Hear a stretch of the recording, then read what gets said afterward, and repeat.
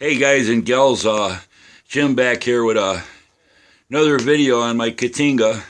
Continue on with the paint, mask and paint, mask and paint, mask and paint. A lot of masking I'm doing in sections instead of taping off the whole model and everything. It's a lot easier just to do areas and then move on to the next area and stuff. But what I got here, I got the cutout from the box with the paint, the painted model. And that's the unweathered picture. And then I got my model sitting there. I got my colors matched up, so you can see, pretty darn close to the box and all that. So I'm happy with the way it's coming out. I haven't done this much masking on a model. Oh, hell, I can't remember how many years. But it's been a long time and everything. One of the last ones I did a lot of masking on was that Revell Republic Star Destroyer, that big one with all the engines on the back, the big engine cluster and stuff, and the top two towers and stuff. That was a lot of masking on there. I did a lot of picking out different panels with different shades of grays. But this one, I'm happy with the way it's coming out. Now I'm going to go real quick. The studio model, they do not have those tans, and when you mix the colors they call out on the paint callouts, again, we're going to get into the discrepancy. A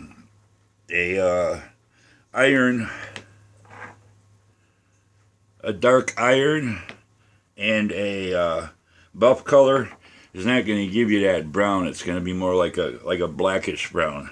So I'm probably going to pass those colors. Most of the pictures and most of the information I read on online on the website I found, actually all the gray, the bulkhead and all that, and those top areas there with them little black panels in the middle and stuff, and all them highlight colors on top of the engines, those were more of a gray, a mauve color. It was a gray with a slight hint of purple, and it's like, it wasn't really that tan. So I'm probably not going to go those colors, because to tell you the truth, I really don't like it. That's one thing makes it look toy-like.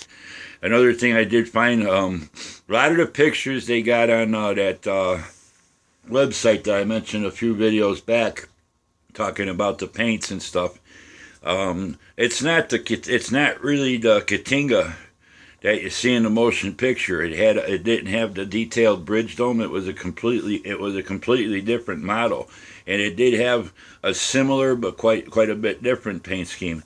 Now the other night I did come across a couple pictures online of this K'tinga, the Amur, and it does have those lighter colors of paint. It's actually got the three color. The one that you see most of it on the website collector model is a two-tone paint. It's just the two tones of paint and all that, and it's a little bit different patterning. But the one that I found, and although it's weathered up pretty heavy, it still has that lightest green. Now as far as that green goes, I used my medium green color. Once I was finished with all that, then I switched it. I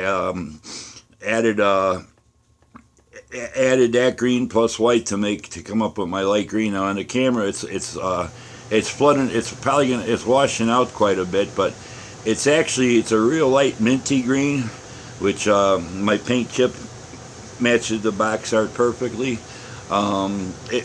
You could almost compare it to the color of the center of a cucumber. You know, when you slice a cucumber and you peel the rind off and stuff, you can almost compare it to a cucumber slice. That's how light of a green it is.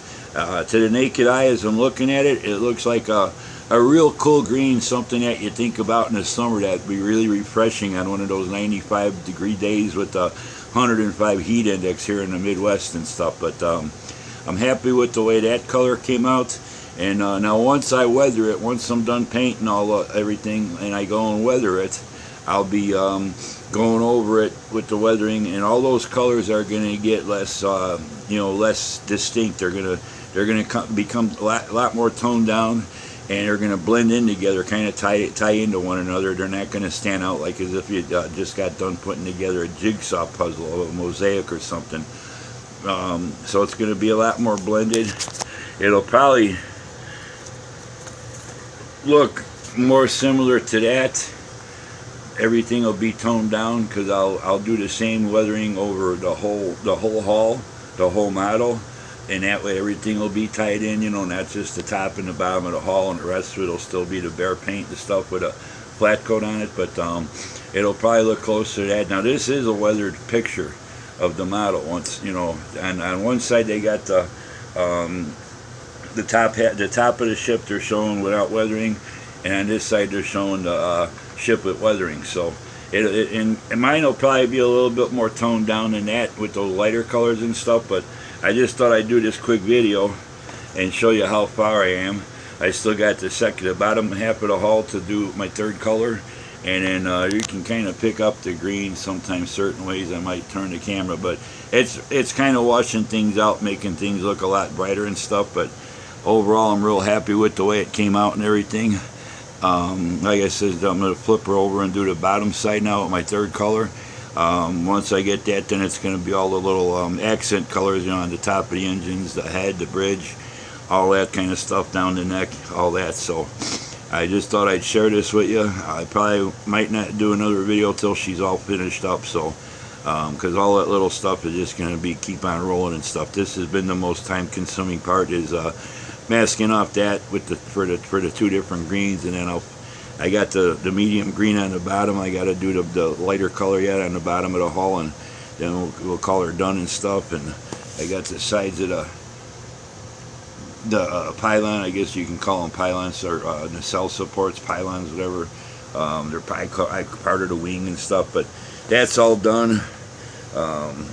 So that's it. And you know, once I get the hull done, I might do the back in the bulkhead before I start the weathering, or I might do the weathering on the hull before I do any other paint on it and stuff. So that way I keep from getting the wrong weathering touches where I don't want them and stuff. So but that's it. I thought I'd share this with you and stuff. And like I said again, I'm not divulging all the paint colors, but there's a couple colors that you gotta use to get these greens that aren't listed on the box. If you want any information, I'd be happy to help you off the comments and stuff. You can contact me at my email address, which I list in the descriptions on all my videos, and I'll be happy to share with you the ratios and what other color I got to come up with the medium and the lighter green and stuff. So other than that, make sure if you're building this, make sure you got a lot of masking tape, whatever brand you choose. I choose Scotch Blue. It works the best for me, and it's a lot cheaper than Tamiya. And make sure you got a lot of white paint, a lot of white too and stuff. But this is my first model that I'm strictly using acrylics on. First model I'm using acrylics on, period. So I'm happy with the way they're turning out. They're pretty nice to work with. Cleanup is a lot easier than enamels and stuff, but I still won't forego my old enamels because I still am pretty much old school, and that's what I've been using for years. And after building models for 48 years, and sometimes it's hard to break old habits, but sometimes the days just tell you it's time to start changing, because that's what you're getting that's what you're going to be getting from the hobby stores, because we're doing away with the old products that you used to enjoy so much. But other than that, that's it. And hope you enjoy it. Thanks to all my subscribers. Thanks to everybody that's been hitting the like button. Thanks for all the nice comments you guys been leaving. Thanks to all my new subscribers that have been picking up on me the last couple of weeks. And all my old subscribers, thanks for continuing to follow.